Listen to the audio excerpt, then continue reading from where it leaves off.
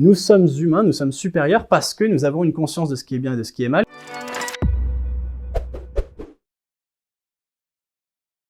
Non, je pense que je ne signerai pas le référendum pour les droits des animaux, en fait parce qu'il met sous le vocable de bien-être animal des choses qui, à mon avis, n'ont rien à voir entre elles. D'un côté, des mesures qui visent à améliorer la condition des animaux d'élevage, mais à côté de ça, on a des mesures qui interrogent un peu plus sur, par exemple, l'interdiction des spectacles de cirque, qui sont des mesures qui concernent moins la question du bien-être des animaux, mais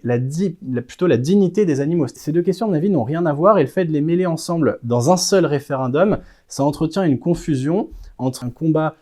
qui, à mon avis, est très juste et une cause